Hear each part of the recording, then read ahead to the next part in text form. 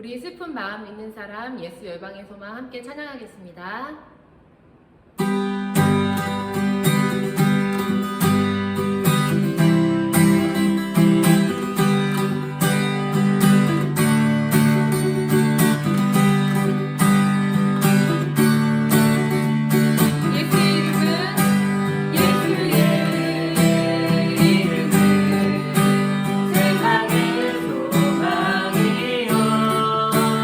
예수의 이름은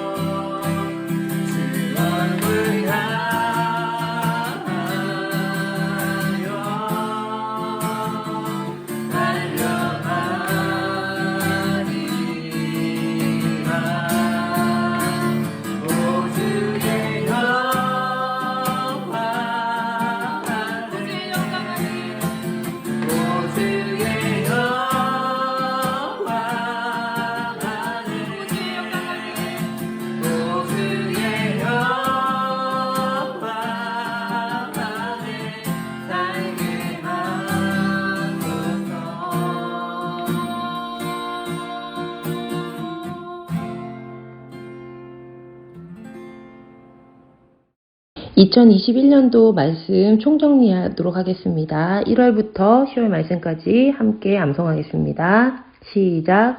그러므로 주 안에서 갇힌 내가 너희를 권하노니 너희가 부르심을 받은 일에 합당하게 행하여 모든 겸손과 온유로 하고 오래 참음으로 사랑 가운데서 서로 용납하고 평안에 매는 줄로 성령이 하나 되게 하신 것을 힘써 지키라. 몸이 하나요 성령도 한 분이시니 이와 같이 너희가 부르심의 한 소망 안에서 부르심을 받았느니라. 주도 한 분이시요 믿음도 하나요 세례도 하나요 하나님도 한 분이시니 곧 만유의 아버지시라. 만유 위에 계시고 만유를 통일하시고 만유 가운데 계시도다.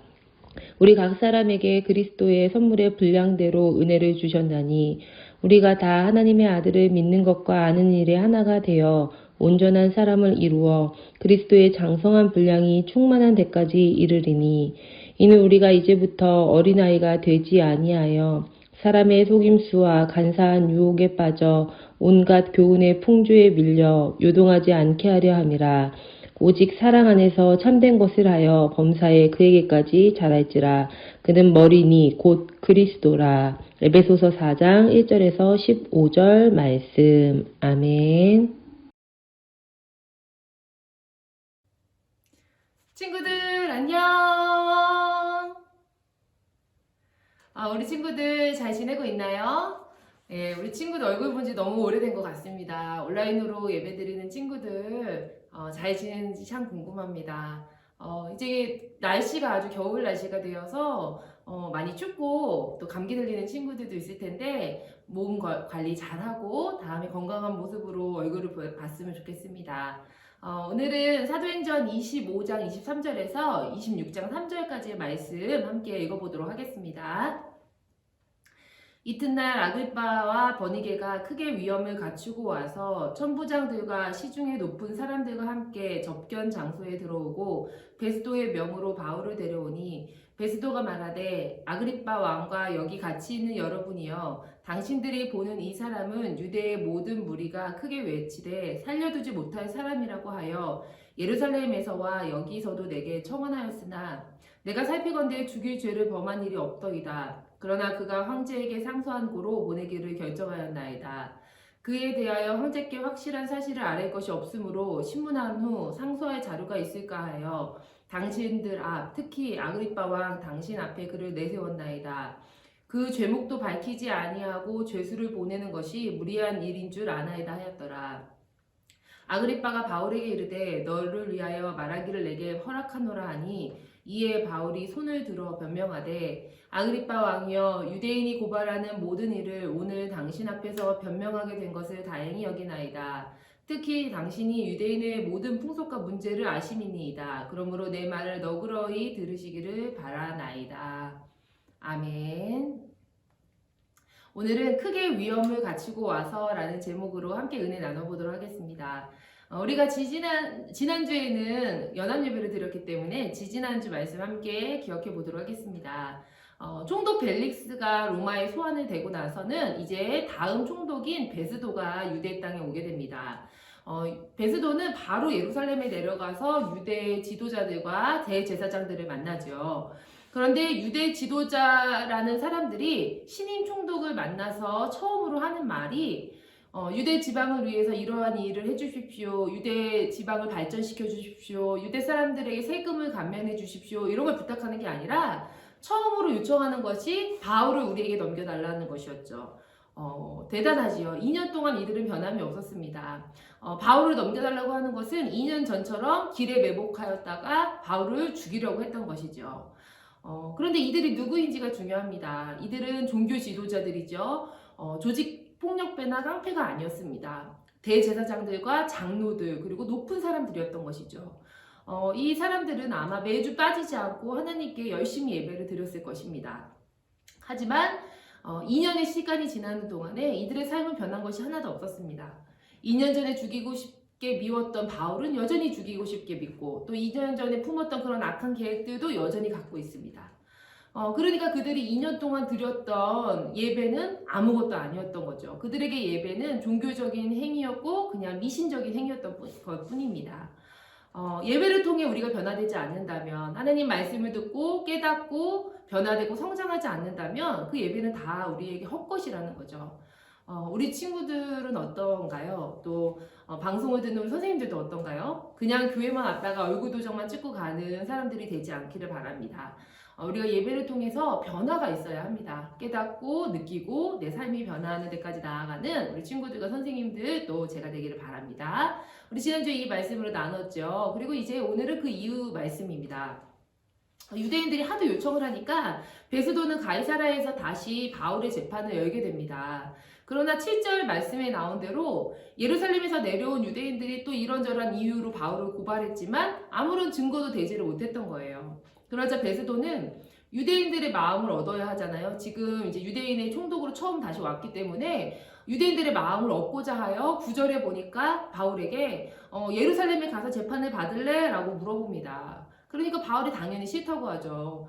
바울은 나는 가이사에게 재판을 받겠다라고 말합니다. 황제에게 가서 재판을 받겠다는 거예요. 이것은 로마 시민권을 가진 사람들의 권리 중 하나였기 때문에 베스도도 바울이 그렇게 가이사에게 상소를 한다면 그거를 들어줄 수밖에 없었습니다. 사실 유대인들로서는 종교적인 문제로 바울을 고발하면 승산이 없잖아요. 재판에서 이길 수도 없고 바울을 죽일 수도 없으니까 가이사에게 반역을 했다. 이 바울은 소란을 일으킨 사람이다. 치안의 문제를 일으켰다. 이렇게 정치적인 문제를 일으켜서 늘어서 총독에게 고발을 했던 건데 바울이 로마의 가이사에게 상소를 하겠다고 말함으로써 결론적으로는 이것이 바울을 보호하는 일이 되었고 또 바울을 로마에 가게 만드는 일이 된 것입니다. 유대 지도자들은 굉장히 머리를 쓰고 꾀를 썼지만 제 꾀에 자기가 넘어진 것이죠. 그리고 하나님의 뜻이 오히려 성취되게 된 것입니다. 그리고 13절을 보니까 새로운 인물이 등장을 하게 됩니다. 13절 볼게요. 수일 후에 아그리빠 왕과 버니게가 베스도에게 문안하러 가이사라에 와서 라고 하죠. 아그리빠 왕과 버니게라는 사람, 왕비 버니게예요. 사람이 베스도 총독을 찾아옵니다. 여기서 나오는 아그리빠는 아그리빠 2세를 말합니다. 이 사람은 헤롯 대왕의 증손자예요. 그리고 사도행전 12장에 나오는 아그리빠 1세의 아들입니다. 그의 아버지 아그리빠 1세가 죽자 아그리빠 2세가 17살의 왕위를 넘겨받게 돼요. 그런데 너무 어리니까 로마에서는 유대 땅은 굉장히 중요한 땅이니까 유대 땅은 로마 총독 직할로 넘겨버리고 그래서 총독을 파견하게 되고 저 위에 있는 레바논 북쪽 땅만 다스리게 해요. 그리고 그 이후에는 갈릴리 정도까지만 다스리게 했는데 그럼에도 불구하고 이 사람에게 아그리빠 2세에게 중요한 권한을 줍니다. 그것은 비록 유대 땅은 다스리지 못할지라도 대제사장을 임명하는 권한 그리고 성전을 관할하는 그 권한을 줍니다. 그러니까 그가 비록 북부 지역을 다스리고 있을지라도 유대인들에게는 굉장히 큰 영향력을 끼치는 사람이었던 거죠. 이때 베스도는 바울이 가이사에게 상소를 하겠다고 하니까 가이사에게 어떤 판결문 같은 걸 적어서 보내야 되는데 바울이 죄가 없잖아요. 자기가 봐도 죄가 없잖아요. 그러니까 어떤 죄목을 가지고 상소를 해야 하나 고민이 되었던 거예요. 그런데 그때 마침 유대인들에 대해서 되게 잘 알고 있고 오랫동안 유대 땅에 살았던 이 아그리빠 2세가 나타나자 그에게 어떻게 해야 될지 묻기 위해서 바울 사건에 대해서 이야기를 합니다. 그래서 14절에서부터 21절까지는 베스도가 바울의 재판 이야기를 굉장히 길게 상세하게 이야기를 합니다. 이런저런 일이 있었고 유대인들이 그걸 반대했고 막 이런 얘기를 해요. 그러자 22절에서 아그리빠가 놀랍게도 나도 이 사람의 말을 듣고자 하노라 라고 말합니다. 바울을 내가 직접 만나보겠다는 거예요. 이미 바울은 가이사에게 로마 황제에게 상소를 한 상태라 가이사의 재판을 받게 되어 있어요. 그런데 왜 아그리빠 왕은 바울을 직접 만나서 그의 이야기를 듣겠다고 했을까요? 그냥 어떤 청문회 같은 거지 재판이 아닌 거예요. 근데 왜 아그리빠 왕은 이 죄수 바울을 만나고자 했을까라는 의문이 들죠. 뭐 대단한 사람이라고 왕이 만날 필요가 있을까? 이걸 이해하려면 이 집안 이야기를 하지 않을 수가 없습니다. 이 아그리빠 2세의 집안은 아주 오래전부터 예수님과 기독교와 굉장히 앙숙인 그런 집안이에요. 아그리파 2세의 증조부가 헤롯 대왕이라고 했죠. 이 헤롯 대왕은 예수님이 태어났을 때의 왕이었던 사람이에요. 근데 예수님이 태어났을 때 동방박사로부터 유대인의 왕이 나셨는데 어디 계십니까? 라는 이야기를 들어요. 그러니까 이 헤롯 대왕은 내가 왕인데, 내가 유대인의 왕인데 무슨 소리야? 라는 생각이 들어서 화가 나요. 그래서 그 베들레헴 지역에 있는 2살 이하의 남자아기를 모두 죽이라는 명령을 내립니다. 그래서 그 베들레헴에 있는 모든 2살 이하의 아기가 다 죽게 됩니다. 그리고 그뿐 아니라 헤롯 대왕의 아들 헤롯 안디바라는 사람이 있었어요. 안티파스라는 사람인데 이 안디바는 세례 요한이 안디바가 굉장히 부도덕한 일을 했다라고 지적을 하자 세례 요한의 목을 베어버린 사람이에요. 그래서 세례 요한은 참수형을 당해서 죽습니다. 그리고 헤롯 대왕의 손자인 아그리파 1세, 그러니까 지금 아그리파 2세의 아버지 되는 아그리파 1세는 한창 예루살렘 교회가 막 부흥하고 있을 때에 사도 야고보의 목을 잘랐던 사람입니다. 참수형을 시키죠. 그리고서 사람들이 유대인들이 너무 좋아하는 거예요. 야고보가 죽으니까. 그러니까 베드로도 죽이면 얼마나 좋아할까 싶어서 베드로도 감옥에 가둡니다. 근데 죽이려고 하는 그 전날 밤에 베드로가 갑자기 사라지게 돼요. 그러니까 그날 경비를 섰던 모든 간수들을 모조리 죽여버리죠. 그러니까 이 집안은 예수님하고 굉장히 악연이 깊은 집안인 거예요. 게다가 그 사도 야고보를 죽인 이 아그리파 1세는 사도 야고보를 죽인 이후에 얼마 후에 성경에 보면 충이 먹혀 죽었다. 옛날 성경에는 충이 먹혀 죽었다. 그러니까 오늘날 성경에는 개역 개정판에는 벌레에 먹혀 죽었다고 나옵니다. 여러분 벌레에 먹혀 죽는 게 어떤 건지 학자들마다 의견이 분분하지만 굉장히 범상치 않은 죽음이죠. 굉장히 그리고 아름답지 못한 죽음이잖아요. 굉장히 불명예스러운 벌레에 먹혀 죽을 수가 있나 사람이 굉장히 비참한 죽음을 맞이했던 것입니다. 그러니까 그의 아들인 아그리파 2세가 아버지가 그렇게 벌레에 먹혀 죽는 걸 보았잖아요. 그러니까 어떤 예수님에 대한 두려움, 또 분노, 또 기독교인들에 대한 궁금증 또는 분노 이런 게 있었던 것 같습니다. 그래서 예수님을 믿고 전하는 이 바울을 한번 만나보고 싶었던 것 같아요. 그래서 그 다음날 바울이 어떤 사람인지 만나보러 아그리파 왕과 그의 아내 버니게가 함께 나타납니다. 버니게라는 사람은 사실 아그리파 2세의 동생이에요. 친여동생이에요. 그런데 어떻게 여동생하고 결혼할 수가 있지? 그래서 당시에도 참 문제가 많았고 근친상간이다 뭐 이런 소문이 파다했던 그런 두 사람입니다. 그런데 그 사람들이 지금 하나님의 사도인 사도 바울을 신문하겠다고 앉아 있는 거예요. 어떻게 이들이 나오나 봤더니 23절에 이렇게 말합니다. 이튿날 아그리빠와 버니게가 크게 위험을 갖추고 와서 천부장들과 시중에 높은 사람들과 함께 접견 장소에 들어오고 베스도의 명으로 바울을 데려오니 라고 해요. 아그리빠와 버니게가 크게 위험을 갖추고 왔다고 누가는 기록합니다. 누가가 괜히 이런 말을 쓴 게 아니죠. 굉장히 화려한 모습으로 나타났다는 거예요. 아니 2년 동안 죄수로 구금되어 있는 그 죄수 바울 한 명을 만나는데 이렇게까지 화려하게 꾸미고 올 필요가 있을까? 뭐 황제를 만나는 것도 아니잖아요. 그런데 왜 이렇게 화려하게 꾸미고 왔을까요? 그것은 자신의 가문과 오랜 동안 굉장히 앙숙이었던 예수와 그 예수를 전하는 바울 앞에서 굉장히 뭔가 보여주고 싶었던 것 같아요. 우리는 이런 대단한 집안이야. 우리는 이렇게 훌륭한 집안이야. 너희와는 달라. 이런 걸 보여주고 싶었던 거죠. 어떤 자신들의 연약함과 죄를 감추기 위해서 평소보다 더 화려하게 하고 나타났던 것 같아요. 여기서 위험이라는 말은 헬라어로 환타시아라고 하는데 환타시아죠. 과시, 허시, 뭐 거짓된 꾸밈 이런 걸 말해요. 그러니까 얼마나 과시하고 왔으면 그런 단어를 썼을까요? 아마도 아그리빠 왕은 자신의 왕복 중에서도 가장 화려한 거, 가장 위험스러운 그런 자주색 왕복을 입고 머리에는 금 왕관을 쓰고 나타났을 거예요. 그리고 왕비인 버니게도 그에 맞춰서 가장 화려한 왕비복을 입고 나타났겠죠. 그리고 베스도도 로마 제국의 총독임을 과시하는 주황색 제복이 있어요. 그 제복을 입고 나타났을 것이고 이 당시 가이사라의 천부장이 5명이 있었거든요. 함께 동행한 천부장들도 이곳에 있었다고 나오는데 그 천부장들도 아주 번쩍거리는 천부장의 옷을 제복을 입고 나타났을 거예요. 그리고 성경에 보면 시중에 높은 사람들이라고 나오는데 이 가이사라에 있는 시의원들을 말해요. 그 사람들도 굉장히 화려한 옷을 아름다운 예복을 입고 평소와는 다른 모습으로 나타났을 것입니다. 그러니까 이 청문회장은 바울 한 명을 두고 수많은 사람들이 각자 자기의 화려한 예복을 입고 자신을 과시하면서 뽐내면서 나타나는 어떤 그런 장소가 되었던 거예요. 근데 그 자리에 2년 동안 구금되어 있던 바울이 불려갑니다. 그렇게 자신을 다 화려하게 꾸미고 나타나는 그 과시하는 사람들 앞에서 2년 동안 감옥에 갇혀있던 이 바울이 얼마나 초라한 모습으로 나타났을까요? 2000년 전이잖아요. 지금의 감옥하고는 비교가 안 되죠.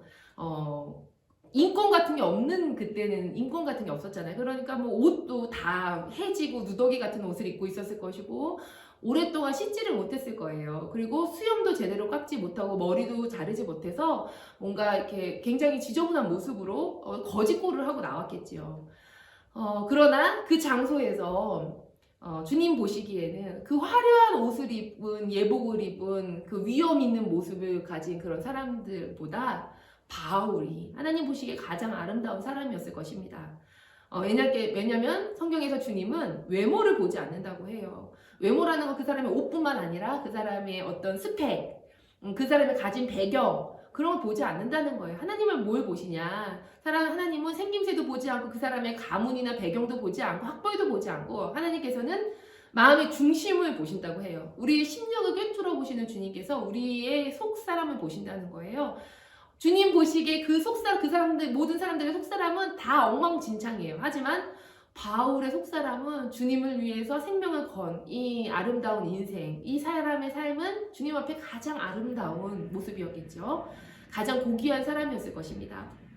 그리고 오히려 바울도 그 앞에서 전혀 기죽지가 않았어요. 뭐 아그리빠 왕과 버니게 왕비와 베스도 총독과 천부장들 5명과 시의원들 여러 명이 다들 각자 위엄을 갖추고 나와 있지만 바울의 눈엔 그게 보이지 않았어요. 대신에 바울이 한 가지 사실에 감동을 받아요. 그렇게 얘기를 합니다. 아그리빠가 이제 바울이 나오니까 할 말이 있으면 한번 해봐라. 내가 기회를 주겠다. 라고 이제 왕으로서 얘기를 해요. 그러니까 26장 1절 하반절에서 2절 말씀에는 이렇게 말합니다. 이에 바울이 손을 들어 변명하되 아그리빠 왕이여 유대인이 고발하는 모든 일을 오늘 당신 앞에서 변명하게 된 것을 다행히 여기나이다 라고 해요. 바울이 손을 들어 나온다고 하죠. 그리고 아그리빠 왕에게 제가 이렇게 얘기하게 된 것이 다행입니다 라고 얘기를 해요. 그걸 들으면 바울이 아그리빠 왕에게 굉장히 아부를 하나? 아첨을 떠나? 라는 생각이 들 수도 있어요. 오해를 할 수가 있어요. 근데 그런 의미가 아니에요. 내가 오늘 당신 아그리빠 왕 앞에서 변명하게 된 것을 다행히 여긴다 라고 콕 집어서 지금 바울이 얘기하잖아요. 그렇게 말한 것은 하나님께서 바울에게 주었던 말씀이 있어요. 그 말씀이 오늘 성취가 되었기 때문이에요. 사도행전 9장 15절에는 이렇게 나오죠. 주께서 이르시되 가라 이 사람은 내 이름을 이방인과 임금들과 이스라엘 자손들에게 전하기 위하여 택한 나의 그릇이다 라고 얘기해요. 주님께서 이 말씀 누구에게 한 것이냐면 다메섹에 살던 아나니아에게 지금 눈이 멀어있는 사울, 그때 사울이었죠. 사울의 눈을 뜨게 하라 라고 하면서 말씀하신 말씀인데 그때 뭐라고 하냐면 이 사람은, 이 바울은 내 이름, 주님의 이름을 위해서 이방인과 임금들과 이스라엘 자손들에게 내 이름을 전하려고 내가 택한 사람이다 라고 얘기를 하세요. 주님이 그냥 부르신 게 아니라는 거예요. 바울을 이방인과 임금들과 이스라엘 자손들에게 복음을 전하기 위해서 부르셨다라고 얘기하죠. 그 말씀 그대로 바울이 살았죠. 세계 곳곳을 다니면서 이방인들을 만났고 또 유대인들을 만나서 복음을 전하는 삶을 살았어요. 주님의 그릇 그대로 주님이 원하시는 그릇으로 살았다는 거예요. 그런데 한 가지 이루어지지 않은 게 있었어요. 그게 뭘까요? 오늘 말씀에서 유대인들과 이방인들에게 복음을 전했죠. 근데 어디에는 못 전했죠? 임금들에게는 그동안에 전할 기회가 없었어요. 바울은 지금까지 왕을 만날 기회가 없었던 거예요. 게다가 지금은 감옥에 2년 동안이나 갇혀 있었잖아요. 그러니까 뭐 왕 앞에서 더더욱이 복음을 전할 기회가 없었죠. 근데 갑자기 이렇게 아그리빠 왕이 생각지도 않게 바울을 굳이 찾아온 거예요. 바울이 아그리빠 왕을 먼저 찾아간 게 아니죠. 뭐 설사 바울이 먼저 찾아갔다고 해도 내가 복음을 전하려고 아그리빠 왕을 찾아가야겠다라고 해도 아그리빠 왕이 만나주겠습니까? 안 만나주죠. 아그리빠 왕이 먼저 찾아온 거예요. 먼저 베스도를 찾아왔고 또 그때 갑자기 베스도가 아그리빠 왕에게 바울을 얘기를 한 거예요. 이거 어떻게 하면 좋겠습니까? 근데 그때 또 아그리빠가 내가 바울을 만나보겠다라고 한 거죠. 그러니까 바울은 생각지도 못했던 일인데 바울을 먼저 찾아와서 만나게 된 거예요. 이때까지만 해도 이 청문회장이 나타날 때까지만 해도 바울은 자신이 지금 아그리빠 왕을 만난다는 사실조차 몰랐을 거예요. 그냥 끌려온 거죠. 영문도 모르고 끌려왔는데 딱 와보니까 뭐 천부장들과 뭐 총독은 있어. 근데 누가 있죠? 처음으로 왕 앞에 서게 된 거예요. 아그리빠 왕 앞에 서게 된 것이죠. 그리고 그걸 보고서 그들이 화려하게 옷을 입은 거 눈에 보이지 않아요. 바울은 그런 거 신경도 안 써요. 바울은 너무 기뻤던 거예요. 와, 주님의 말씀이 이렇게 이루어지는구나. 지금 주님을 처음 만났을 때부터 거의 20년 가까이가 지난 시간이에요. 한 16년에서 20년 사이의 시간이 지났는데 주님이 이렇게 말씀을 성취해 주시는구나. 아, 주님이 나에게 하신 말씀 그대로 이루어 주시는구나 라고 바울이 감동을 받은 거예요. 바울이 그게 너무 기뻤던 거예요. 그래서 손을 내밀었다고 나오죠. 이 손을 내민 것은 아그리빠 왕이요 이렇게 내민 게 아니에요. 하나님 감사합니다 이렇게 나온 거예요. 하나님께 대해서 찬양을 하기 때문에 이렇게 손을 내밀고 나온 거예요. 그런 바울의 눈에 그 사람들이 뭐 화려한 옷을 입고 화려한 예복을 입고 큰 위엄을 갖추고 나온 거 눈에 보이지 않았을 겁니다. 바울의 눈에는 뭐가 보였냐? 스데반 집사님이 죽으면서 하늘에 계신 하나님의 영광과 예수 그리스도가 서 계신 것을 보았던 것처럼 바울도 역시 그 자리에 살아계신 하나님, 누구든지 말씀을 따라 살며 끝까지 그의 인생을 책임져 주시는 그 하나님, 함께 해주시고 말씀을 이루어 가시는 그 하나님의 모습만 봤던 것입니다. 사랑하는 친구들, 우리 친구들 눈에는 지금 무엇가 보입니까? 이 세상 누구보다 내가 잘났다고, 내가 가장 뛰어나다고 잘난 척을 하고 멋진 옷을 입고 살아가는 이 세상 사람들, 자신을 자랑하는 이 사람들이 보입니까? 아니면 말씀을 따라 살아가는 이 사람들을 주님께서 인도하시는 그 모습이, 하나님의 인도하심이 보입니까? 여러분들은 뭘 보면서 살고 있나요? 여러분, 오늘은 특별히 아기 예수님의 탄생을 기다리는 대강절 4주 중에 첫 번째 주일, 대강절 1주입니다. 아기 예수님이 이 땅에 태어나셨을 때 99.9%의 사람들은 거기 아기가 태어난 줄도 몰랐어요. 누가 태어난 줄도 몰랐어요. 그분을 왕으로 알아본 사람이 없었어요. 하지만 진실하게 정직하게 살면서 말씀을 따라 살던 이들에게는 하나님께서 그분이 아기 예수님이신 것을, 그리고 그분이 왕이신 것을 보여주셨습니다. 그리고 아기 예수님을 만난 사람들은 모두 그분 앞에 경배했어요. 왕으로 경배했어요. 이렇게 말씀을 따라 정직하게 주님을 따라 산 사람들에게는 하나님께서는 약속을 지켜주시고 말씀대로 인도하시며 그들의 삶을 지키시고 보호해 주시는 것을 알려주시는 거예요. 우리도 그럴 수 있었으면 좋겠습니다. 우리가 이 세상을 살아가죠. 코로나 시대를 지나가고 있을 때, 이때에도 여러분 세상이 어떤 것을 바라보지 않고 말씀을 따라 사는 사람들을 끝까지 지키시고 인도하시는 하나님, 말씀을 1.1획도 틀림없이 이루어주시는 하나님, 약속한 것을 성취하시는 그 하나님은 우리가 바라보았으면 좋겠습니다. 그런 주님을 바라봤으면 좋겠어요. 우리가 다른 것에 눈 돌리지 않고 주님을 기다리는 이 성탄의 계절에 우리가 주님을 바라보며 살아가는 우리 친구들, 또 선생님들, 그리고 전사님 됐으면 좋겠습니다. 선생님 기도하고 주기도문으로 예배 마치겠습니다. 주님 감사합니다. 아그리빠 왕과 또 왕비와 총독과 지체 높은 모든 사람들은 자신의 위엄을 드러내며 화려한 옷을 입고 바울 앞에 나타났지만 바울은 그런 것에 기죽기보다 약속을 지키시는 주님을 바라보았습니다. 왕들 앞에서 복음을 전하겠다고 벌써 10수년 전에 약속하신 주님께서 그 말씀을 지켜주시며 바울의 삶을 신실하게 인도하고 계심을 보여주시는 것이 오늘 말씀이었습니다. 주님, 우리는 무엇을 보고 살고 있습니까? 세상의 화려한 것들, 세상의 잘난 것들에 기죽어 살고 있지는 않습니까? 하나님, 그 가운데서 우리가 주님을 바라볼 수 있게 하여 주옵소서. 말씀을 따라 사는 사람들은 끝까지 지켜주시며 인도하시고 보호해 주시고 약속을 성취해 주시는 주님을 따라 살게 하여 주옵소서. 우리 친구들이 세상 가운데 흔들리지 않도록 지켜주시며 믿음 가운데 항상 말씀 가운데 주님을 바라보는 친구들 되게 하여 주옵소서. 한 주간도 주님께 맡겨드립니다. 주님을 기다리는 이 대강절에 우리가 기쁨으로 아기 예수님을 한 주 한 주 기다리게 하여 주옵소서. 예수님의 이름으로 기도합니다. 아멘. 하늘에 계신 우리 아버지여, 이름이 거룩히 여김을 받으시오며 나라에 임하오시며 뜻이 하늘에서 이룬 것 같이 땅에서도 이루어지이다. 오늘날 우리에게 일용할 양식을 주옵시고 우리가 우리에게 죄 지은 자를 사하여 준 것 같이 우리의 죄를 사하여 주옵시고 우리를 시험에 들게 하지 마옵시고 다만 악에서 구하옵소서. 나라와 권세와 영광이 아버지께 영원히 있사옵나이다. 아멘.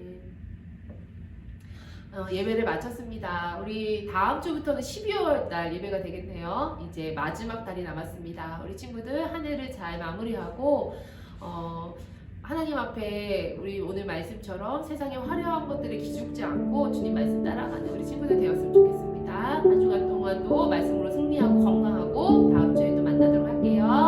안녕. 소망 없고 빛도 없는 어두운 세상을 하나님이 사랑하사 우리에게 오셨네. 예언하신 약속대로 말씀이 육신되어 하늘 영광 버리시고 이 땅으로 오셨네.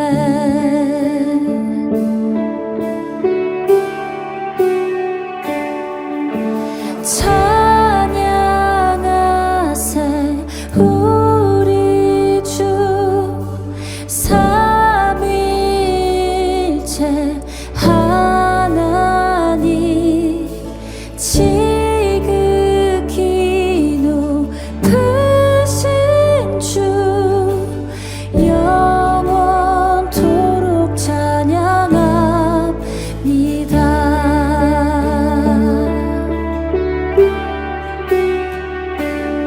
주가 지으신 모든 세상을 구원하려 영광의 주 예수님이 죽음을 택하셨네. 그 고통 속에서도 주의 뜻 기억하사 길을 잃은 우릴 위해 십자가를 지셨네.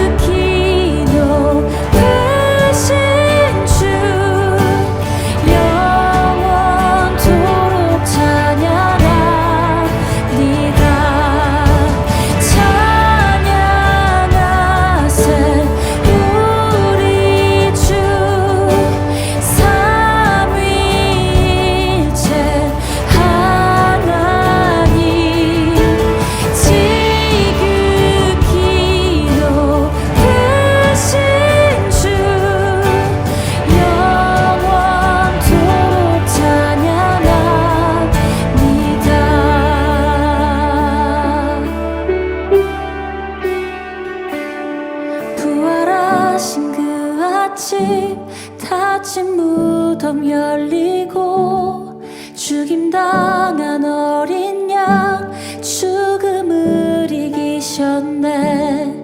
생명의 길 되시는 그리스도를 통해 아버지께 오는 자 모두 회복되리라. 주가 세우신 교회